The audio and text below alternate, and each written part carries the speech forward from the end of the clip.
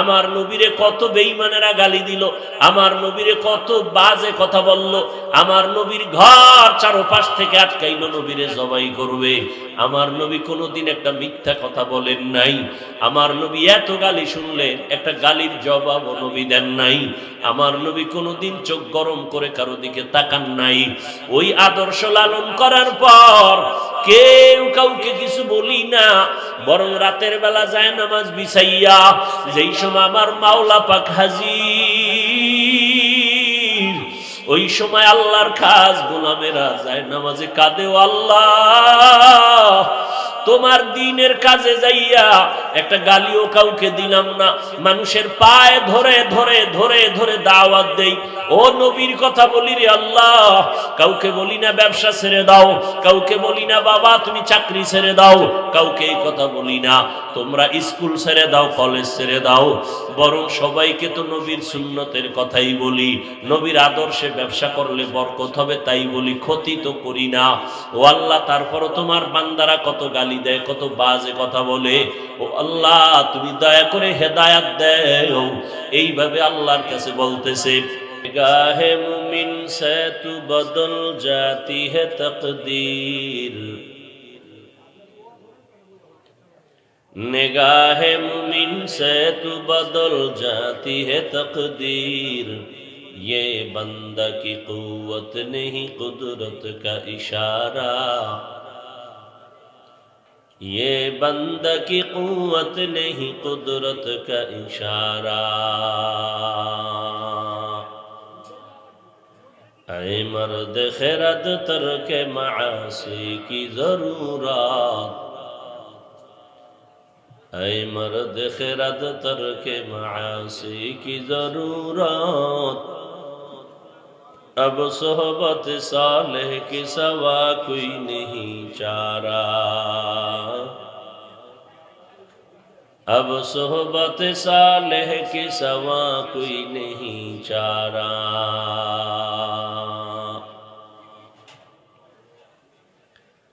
मरदूद है पीछे हमें खबर नहीं, लेकिन मरदूद है पीछे हमें खबर नहीं, लेकिन एक वक्त में हालाक जो अमाल है सारा, एक वक्त में हालाक जो अमाल है सारा। আমি আপনাদের দোয়া নেওয়ার আশায় সংক্ষিপ্ত কিছু কথা বলার নিয়তে কোরআনে হাকিমের সূরা জুমারের এক আয়াতে কারীমা তিলাওয়াত করেছি। নবীজির অসংখ্য হাদিস থেকে একটি হাদিসের অংশ পড়েছি। ইখলাস ও রুহানিয়াতের সমন্বয়ে সহিহ নিয়তে সহিহ তরিকায় সহিহ কিছু কথা বলার মতো, শুনবার মতো আল্লাহ পাক আমাকে আপনাদের সকলকে তৌফিক দান করেন। কুল ইয়া ইবাদিয়াল্লাযীনা আসরাফু আলা আনফুসিহিম লা তাকনাতু মির রাহমাতিল্লাহ, হে রাসূল করিম সাল্লাল্লাহু আলাইহি ওয়া আলিহি ওয়াসাল্লাম উম্মতকে বলে দেন আমি আল্লাহর পক্ষ থেকে, মূলত আমি আল্লাহ নিজেই বলতেছি, হে দুনিয়ার আল্লাহ পাকের প্রিয় বান্দা বান্দিরা, তোমরা যারা গুনাহ করিয়া অপরাধের দ্বারা অন্যায় করে নিজেদের উপরে সীমা লঙ্ঘন করেছো, জুলুম করেছো, তোমরা আল্লাহর দয়া অনুগ্রহ রহমত থেকে কেউ নিরাশ হও না, ফিরে যেও না। কেন? ইন্নাল্লাহা ইয়াগফিরুয যুনুবা জামিআ, নিশ্চিত আল্লাহ সবার গুনাহ মাফ করে দিবেন। ইন্নাহু হুয়াল গফুরুর রহিম, নিশ্চিত আল্লাহ হলেন চূড়ান্ত ক্ষমাশীল, পরম করুণাময়। নবীজি বলেন আত-তাইবু মিনাজ যামবি কামান লা যামবা লাহ, হে দুনিয়ার উম্মতেরা, আল্লাহর কাছে যারা কৃত গুনাহের জন্য অনুতপ্ত হবে, প্রত্যাবর্তন করবে তওবার মাধ্যমে, নবী বলেন আল্লাহ তাকে এতটা পবিত্র বানায় দিবেন যে মনে হয় সে জীবনে কোনো গুনাহই করে নাই।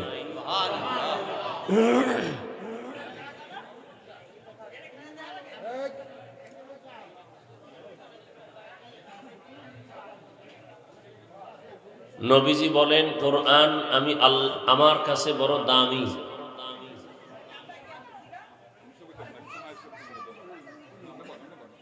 এবং এই আয়াত আমার কাছে আরো বেশি মূল্যবান, বেশি দাম।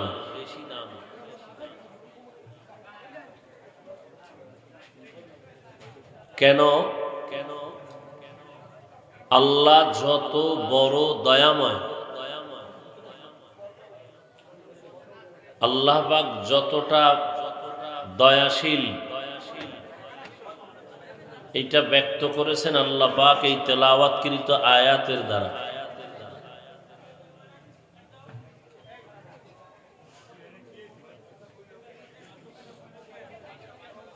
এই আয়াতের মাধ্যমে আল্লাহ পৃথিবীর প্রত্যেকটা মানুষকে তওবার পথে আহ্বান করেছেন।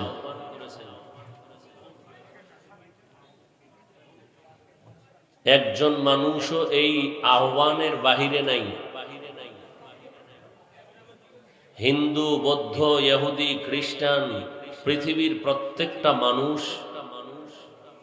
আল্লাহ পাকের এই তওবার আহ্বানের ভেতরে শামিল।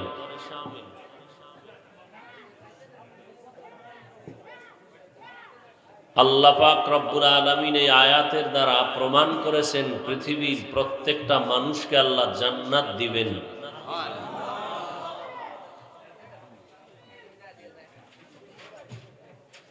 এবং এটাও বিপরীত লাইনের কথা যে আল্লাহ একটা সেকেন্ডের জন্য, এক মুহূর্তের জন্য চান না কেউ জাহান্নামে যাবে। একটু খেয়াল করি। প্রথম কথা হলো, আল্লাহ পাক পৃথিবীর প্রত্যেকটা মানুষকে জান্নাত দিবেন বলে আশা দিয়েছেন এই আয়াতের দ্বারা। দ্বিতীয় কথা হলো, পৃথিবীর কোন বান্দা বান্দিকে আল্লাহ পাক এক মুহূর্তের জন্য জাহান্নামে দিতে চান না, তাও এই আয়াত প্রমাণ। তো অনেকে বলবেন, তো আল্লাহ পাক জাহান্নাম বানাইলেন কেন? এর অনেক জবাবের একটি জবাব হলো, দুনিয়াতে কিছু মানুষ সে ইচ্ছা করে জাহান্নামে যেতে চায়, জেনে শুনে বুঝে।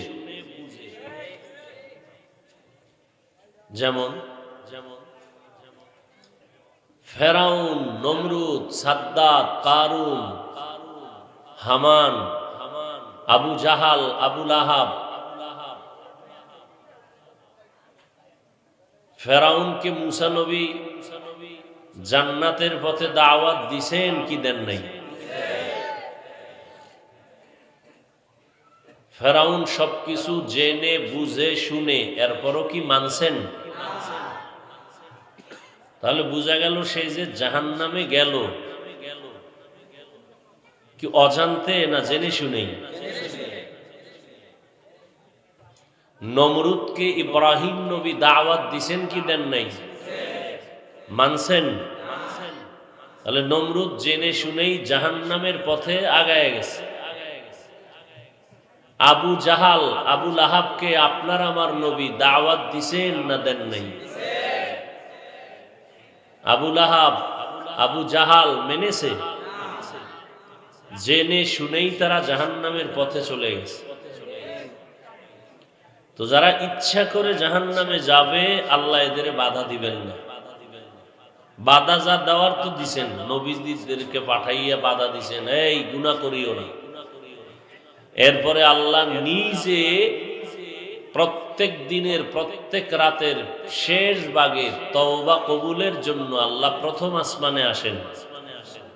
এটা জানেন তো? কোন দিন আসেন? কোন টাইমে আসেন? শেষ ভাগে আসেন। কেন আসেন? বান্দাকে কিছু দিতে না বান্দার থেকে নিতে? দিতে না নিতে? দিতে। কিন্তু আপনাদের তো কিছু দরকার নেই, আছে? ঘুমান কিভাবে? আপনারাই বলতেছেন আল্লাহ দিতে আসেন ভোর রাত্রে, শেষ রাতে, আপনারা ঘুমান কিভাবে? আর ঘুম থেকে উঠে বলবেন আমি পেলাম না, এই ধোঁকা আর কত? আল্লাহ হেদায়াত দান করুন। তো আল্লাহ পাক কোন মানুষকে এক সেকেন্ডের জন্য জাহান্নামে দিতে চান না, তার প্রমাণই আয়াত। তওবার দরজা খোলা। দেখবেন হাসতে হাসতে কিছু মানুষ আমাদের আপনজনের মধ্যে বলে ফেলবে, সবাই জান্নাতে গেলে জাহান্নামে যাবে কে? বলে না বলে না? এত সওয়াব রাখবো কই? এত ওয়াজ মাহফিল দিয়া হবে কি? এই কপাল পোড়া মুসলমানের বাচ্চা একবারও বলে না এত সিনেমা হল দিয়া হবে কি, যাত্রাগান দিয়া হবে কি? একবারও। সে বলে এত তাবলিগ দিয়া কি হবে, মাদ্রাসা দিয়া কি হবে, ওয়াজ মাহফিল দিয়া কি হবে? বলে না বলে না? তাহলে সে জেনে শুনেই কিন্তু জাহান্নামের পথে আগাইতেছে। কথা ঠিক না? আল্লাহ পাক ওই পথ থেকে আমাদেরকে হেফাজত করেন। তো আল্লাহ পৃথিবীর প্রত্যেকটা মানুষকে ডেকেছেন, আসো তওবা করো, যেই লাইনেই থাকো। আল্লাহ যদি এখানে শুধু মুমিনকে ডাকতেন, মুসলমানকে ডাকতেন, তো ভিন্ন মানুষ বাদ হয়ে যেত। আল্লাহ এমন একটা শব্দ এখানে ব্যবহার করেছেন, যেই শব্দের ভেতরে পৃথিবীর প্রত্যেকটা মানুষ শামিল। শব্দটা কোরআনের ভাষায় হলো আব্দ, বাংলা বা উর্দুতে আমরা বলি বান্দা। বলুন তো, বান্দা বলতে কি শুধু আমরাই? পৃথিবীর প্রত্যেকটা মানুষই কার বান্দা? হিন্দুরাও আল্লাহর বান্দা, ইহুদিরাও আল্লাহর বান্দা, খ্রিস্টানরাও আল্লাহর বান্দা, বৌদ্ধ ধর্মের মানুষগুলো আল্লাহ বান্দা বলে ডাকছেন। ইয়া ইবাদি, হে আমার প্রিয় বান্দা বান্দিরা, তোমরা যারা গুনাহ করে নিজেদের উপরে জুলুম করেছো, সীমা লঙ্ঘন করেছো, লা তাকনাতু মির রাহমাতিল্লাহ, আমি আল্লাহর রহমত দয়া থেকে তোমরা কেউ ফিরে যেও না, বরং আমার দরওয়াজায় ফিরে আসো, তওবা করো, মাথা নত করো, অনুতপ্ত হও। তোমার জীবনে গুনাহ করতে গিয়ে একটা পাহাড় বানাইছো,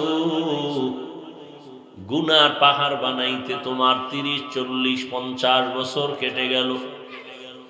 আর আমার কাছে যদি বিনয়ী হইয়া তওবা করে ক্ষমা চাও, তোমার 50 বছরের গুনাহ ক্ষমা করতে আমার সময় 1 সেকেন্ড লাগবে না। তোমার গুনাহ করে পাহাড় বানাইতে 50 বছর লাগছে, আর আমি তোমাকে গুনাহমুক্ত করার জন্য কয় বছর লাগবে? কাদের কুদরত দারি বার কামাল, আনতা রব্বি আনতা হাসবি যুল জালাল, তুহি কাদের জলিলুল্লাহ জাহাদার, বহর হালে তুহি মেরা নিগাহদার। বান্দা বলে আল্লাহ ডাকলেন। পৃথিবীর প্রত্যেকটা মানুষ আমার আল্লাহর বান্দা। এখানে আরো মজার কথা, আল্লাহ শুধু বান্দাই বলেন নাই, আল্লাহ আরো আদর করে মায়া করে বলেছেন আমার প্রিয় বান্দা। ইয়া ইবাদি, বান্দা বললেই তো বোঝা যায় সব আল্লাহর বান্দা, কিন্তু আমার বান্দা কেন বললেন? আমার বলার তো কোনো প্রয়োজন হয় না। আমার কেন বলেছেন? এর কয়েকটা কারণের প্রথম কারণ, জমিনের মধ্যে সব আল্লাহর বান্দা, কিন্তু কিছু কিছু মানুষ দুনিয়ার মোহে পড়িয়া দুনিয়া দুনিয়া দুনিয়া করতে করতে করতে করতে আল্লাহর বান্দা কথাটা ভুলে গেছে। এরা এখন আল্লাহকে মানে ঠিক, তবে তার সাথে অন্য কেউ তার সমকক্ষ মনে করে। যেমন ইহুদি ধর্মের মানুষেরা ওজায়ের নবীকে ধর্মগুরু মনে করে, অনেক বড় খোদার আসিনে সমাসীন মনে করে আসনে। খ্রিস্টান লোকেরা ঈসা নবীকে বড় দামি মনে করে। ওদের মধ্যে কেউ সীমা লঙ্ঘন করে বলে ঈসা নবী আল্লাহর ছেলে, ঈসা নবীর মা মারিয়াম আল্লাহর স্ত্রী। বৌদ্ধ ধর্মের মানুষ গৌ ধর্মগুরু মনে করে, খোদার আসনে সমাসীন মনে করে।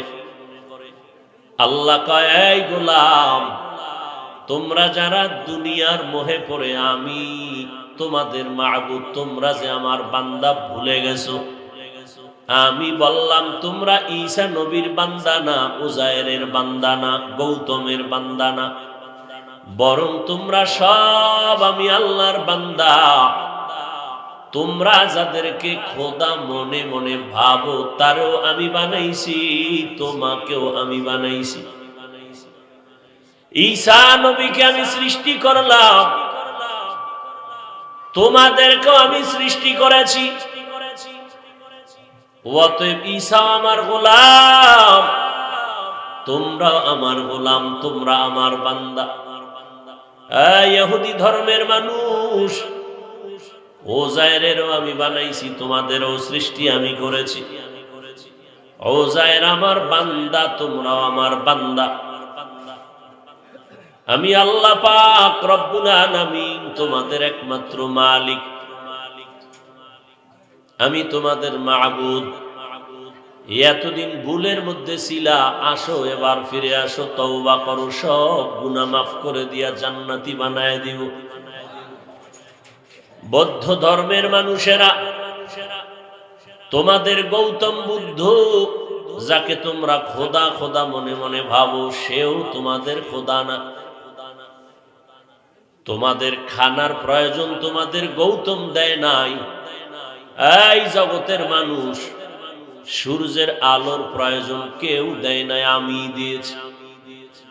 বাতাস তোমার অতি জরুরি এক বস্তু প্রয়োজন, কেউ দেয় নাই, আমি দিয়েছি। চলার মতো রাস্তা আমি দিয়েছি, পানির মধ্যে চলার মতো ব্যবস্থা আমি করেছি, আর কেউ করে নাই। কারণ তোমরা কারো বান্দা না, তোমরা আমারই বান্দা। ওয়ালাকাদ কাররামনা বানি আদম وحملناهم في البر والبحر ورزقناهم من الطيبات وفضلناهم على كثير ممن خلقنا تفضيلا। আমি আল্লাহ বান্দা শুধু বানাইছি তা না, আমি আল্লাহ যত মাখলুকাত বানাইছি এর মধ্যে বান্দা তোমাদের মর্যাদা সবার উপরে দিলাম। জমিনের মধ্যে আমি কুকুরকেও খানা দেই, গর্তের পিপিলিকারও খানা দেই।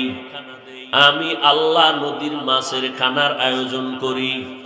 ও গোলাম, কিন্তু বান্দা তোমার জন্য যে খানার আয়োজন করেছি, পৃথিবীর মধ্যে বড় দামি এবং পবিত্র পিওর খানা, চলার মতো আয়োজন করেছি। ও বান্দা, তোমার জন্য সম্মানের ব্যবস্থা করে দিয়েছি।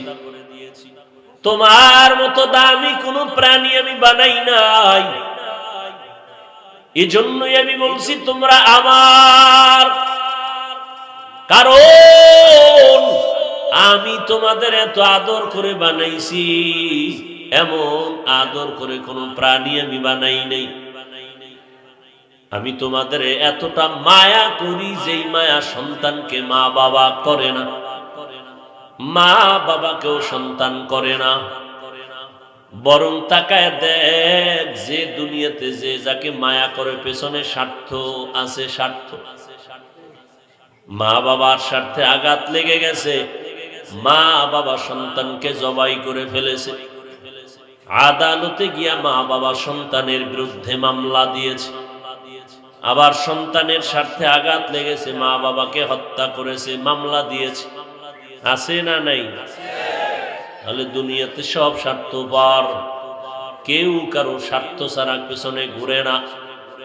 রে আল্লাহর গোলাম, আমি আল্লাহ তোমাকে বড় আদর করে বানাইছি, আমার কোনো স্বার্থ নাই।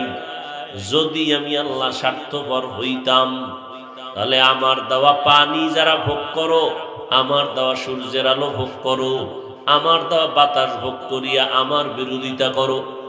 আমি আল্লাহ তোকে ঘুমের ঘরে মেরে ফেলতে পারতাম, মারি নাই। আমি খানাও বন্ধ করি নাই, আমি আল্লাহ বাতাস বন্ধ করি নাই। আমি আল্লাহ তোমাকে সুস্থতার নেয়ামত দিলাম, তুমি ছিলা এতটাই দুর্বল, আমি আল্লাহ তোমার সম্মান সবল বাড়ায় দিলাম, শক্তি বাড়ায় দিলাম। এই গোলাম, আজকে যার জন্য জীবনটা দেওয়ার জন্য পাগল, তারা তোমার কেউ আপন না, সব স্বার্থপর। স্বার্থে আঘাত লাগলে তোমার সদস্য পটটাই কাটবে না, কল্লা কেটে ফেলবে।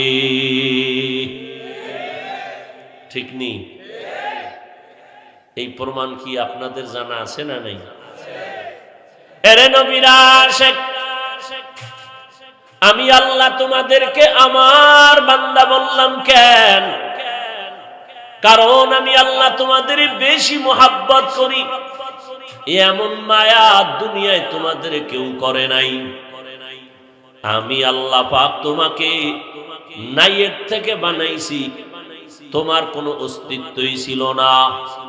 হাল আতা আলাল ইনসানি হিনুম মিনাদ দাহরি লাম ইয়াকুন শাইআম মাযকুরা ইন্না খালাকনাল ইনসানা মিন নুতফাতিন আমশাজিন নাবতালি ফাজআলনাহু সামিআন বাসীরা।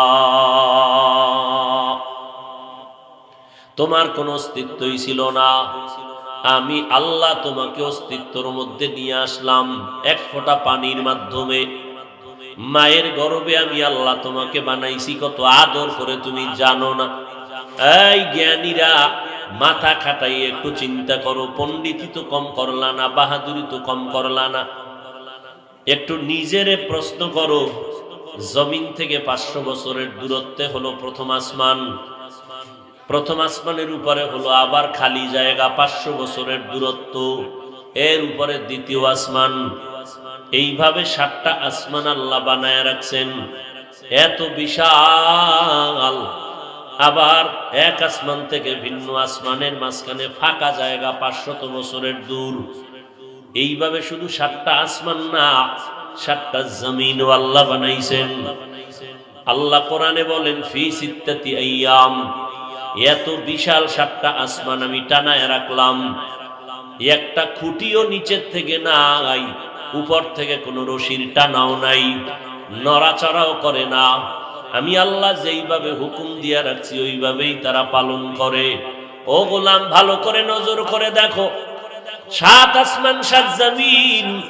আমি আল্লাহ এত বিশাল আসমান, এত বিশাল জমিন, 7টা করে আমি সব একসাথে বানাইতে আমার সময় লাগছে মাত্র 6 দিন। কয় দিন? 6 দিন। আর তোমার মতো বান্দাটা এক ফোঁটা পানির থেকে বানাইতে মায়ের গর্ভে সময় লাগছে কত জানুনি? 210 দিন। কয় দিন? 7 মাস তোমাকে বানাইতে লাগছে। বিশাল বড় আসমান, 7 আসমান ও 7 জমিন বানাইতে আমার সময় লাগলো মাত্র 6 দিন। আর তোমাকে, তুমি কত বড়? আসমানের তুলনায় তোমার কোনো অস্তিত্বই নেই, মাত্র 1 থেকে 1.5 হাত লম্বা। তোমার ওজন, মায়ের গর্ভে তোমার ওজন 3 থেকে 3.5-এর মতো। এই বাচ্চাটাকে তোমার মায়ের গর্ভে বানাইতে আমার 7 মাস লাগলো কেন? চিন্তা করো। কুত্তা শুয়ারের আমি আল্লাহ ভালো মন্দ যাচাই করার আকল দেই না, মানুষ তোমাকে দিয়েছি। তোমরা মানুষ, আমরা কি মানুষ কারে কয়? যে বেআকল, আকল জ্ঞান নাই, না যার হুশ জ্ঞান আছে তাকেই তো মানুষ বলি। এরে আল্লাহর গোলাম, আমরা আগে শুনতাম, জানতাম, আপনাদেরও বলতাম, মুরব্বীরা বলতেন, মানুষ কারে কয়? যার মান আছে, যার হুঁশ আছে, দুইটার সমন্বয় মানুষ। এটা সন্ধি বিচ্ছেদ করে আবার সন্ধি করায় দিল, মান প্লাস হুঁশ, দুইটা মিলে কি হইছে? মানুষ। কিন্তু এখন তথ্যর যুগ এসে গেছে, এখন সেই মোহব্বতের মতো অন্ধ কথা কেউ শুনতে চায় না। তথ্যর মধ্যে গিয়া দেখে কয় কথাটা যদিও আকলে ধরে, কিন্তু তথ্যের ভিত্তিতে এটা সঠিক নয়। কারণ মানুষের শেষের স আর হুশের স এক না। হুশ লাগতে তালেবের স, আর মানুষের স লাগতে আছে, ব্যবধান আছে না নেই? তাহলে মানুষ মান হুশ থেকে মানুষ নয়। তারপরে মুরব্বীরা বলতেন, তাদের মেধা দিয়া চিন্তা চেতনা, যে একটা মানুষ বেহুশ হইলে তারে মানুষ বলে না, সে পাগল। ওই হাইসিয়াতে বলছেন। এরকম অনেক কথা আমরাও শুনে শুনে বলতাম। যেমন মাংস, কি বলি? মুরব্বীরা বলতেন, গোশত বলবা, মাংস কেন বলবা? অনেক সময় সন্ধি বিচ্ছেদ ঘটায় দেখাইতেন, মা প্লাস অংশ দুই মিলে হলো মায়ের অংশ। কিন্তু এটাও ভুল, কারণ মাংসর স আর অংশের স এক না। এখন এগুলো ভুল, তথ্য সঠিক নয়। কিন্তু তাদের আকলে, বুদ্ধির পেঁচে মুসলমানের ঐতিহ্য নিয়ে বলছেন, মুসলমান তুমি মাংস বলবা কেন? তুমি গোশত বললে তো চিনবে না, এমন কোন বাঙালি নেই। ভাইরা আমার, এইভাবে আমরা বলতাম অনেক কথা, আমরা আপনাদের শুনাইছি। আসলে এগুলো না, বাংলা ভাষা মাংস, বাংলা ভাষা কি? এটা মাংস বললে যে বিশাল গুনাহ হবে তা না, কিন্তু এটা ঐতিহ্য আছে না, মুসলমানের একটা ঐতিহ্য। দেখ হিন্দুরা জল বাংলা ভাষা না, কথা বলেন না কেন? তো বলেন জল বলেন, কি বলেন আপনারা? পানি বলেন কেন? মাংসের বেলায় বাংলা ভাষা ঠিক আছে, জলের বেলায় বন্ধ কেন? এটা হিন্দুরে বলবেন, তোরে 100 টাকা দিব, পানি গ, রাজি হইবে? রাজি হবে না। ঐতিহ্য, জল বাংলা ভাষা ঠিক, জল বললে গুনাহ নেই, বাংলা ভাষা। কিন্তু মুসলমানের ঐতিহ্য, কেউ জল বলে না। গুনাহ এক জিনিস, না বলা ভিন্ন জিনিস। ভাইরা আমার, বড় কঠিন জিনিস। ওয়াজ করুনির ঘটনা বলতাম, আলেমরা মুরব্বীরা বলতেন, দান দান শহীদ করছেন নবীরটা শুইনা, বলতাম না? মাঠের মানুষ কান্ত, কিন্তু তথ্য নিয়ে দেখলাম এই ঘটনার কোনো ভিত্তিই নাই। আমরাও বলছি, বড় বড় মুরব্বী যারা, যাদেরকে আমরা অনুসরণ করে চলতাম, খেয়াল করতাম, এমনও কথা তারা বলতেন, আমরাও শুনে শুনে বলতাম। এখন দেখি কথাটা হাদিস হিসাবে বলতাম, আসলে হাদিস না। আদ-দুনিয়া জিফাতুন ওয়া তুল্লাবুহা কিলাব, অনেকে এটাকে হাদিস বলতেন, আসলে এটা হাদিস না, হযরত আলী রাদিয়াল্লাহু তাআলা আনহুর কওল। তবে মুহাম্মদ সাল্লাল্লাহু আলাইহি ওয়াসাল্লামের উম্মত হওয়ার কারণে আমাকে কপাল খুলে গেছে। কেউ যদি অনিচ্ছায় ছোটখাটো মার্জিত ভুল করে, আল্লাহ এটা অগ্রিম ক্ষমা। কিসের কারণে? আখিরি নবীর উম্মত হওয়ার বরকতে। ছোটখাটো অনিচ্ছায় যদি কেউ ভুল করে, মার্জিত, অমার্জিত না, তাহলে এটা অগ্রিম ক্ষমা। কিন্তু ভুলের মধ্যে আবার কিছু আছে অমার্জিত ভুল। দুইজনে হাসি তামাশা করতে করতে একটা ঘুষি মেরে ফেলাইছে, তো ঘুষি দিতে চাইছিল একজনে, এক জায়গায় গিয়ে লাগছে, আর এক জায়গায় হেতো মরে গেছে। এটার জরিমানা হবে না? ইসলামী আইনেও হবে, দুনিয়ার আইনেও জরিমানা হবে। এটা মার্জিত নয়, অমার্জিত হয়ে গেছে। যাই হোক, একটু ব্রেন খাটাইয়া চিন্তা করেন আপনারা। মানুষ বিশাল আসমান আর জমিন বানাইতে মাত্র 6 দিন লাগলো। আর আপনার আমার বান্দা, আপনি আমি এক ফোঁটা নাপাক পানির থেকে আসছি, মাত্র মায়ের গর্ভে 7 মাস লাগলো কেন? কোনদিন চিন্তা করছেন যে এত বিশাল আসমান জমিন বানাইতে লাগলো মাত্র 6 দিন, আর আমার মতো 1.5 ব্যাটারিরে বানাইতে 7 মাস কেন? চিন্তা করা দরকার। قال النبي صلى الله عليه وآله وسلم تفكروا في خلق الله ولا تتفكروا في الله। পয়গম্বর বলেন, এই উম্মতের দল, নিজেকে নিয়ে আল্লাহর সৃষ্টি নিয়ে গবেষণা করো, খালেকরে নিয়ে গবেষণা করবা না। কারণ গবেষণা করলে তোমার ব্রেন হ্যাং হয়ে যাবে। কারণ খালেকরে নিয়ে গবেষণা করার মতো মেমোরিতে যেই পরিমাণ জিবি থাকা দরকার, ওই পরিমাণ জিবি নাই। তোমার মেমোরির জিবি 2, তুমি যদি 8 জিবির সাথে ঝগড়া করো, যা আছে ভিতরে আমারটাই ঢুকা, তাহলে কম্পিউটার, মনিটর, পিসি গোষ্ঠী শুদ্ধা সব হ্যাং হয়ে যাবে। ভাইরা আমার, একটু খালেকের সৃষ্টি নিয়ে গবেষণা করো। এত বিশাল আসমান জমিন বানাইতে মাত্র 6 দিন লাগলো।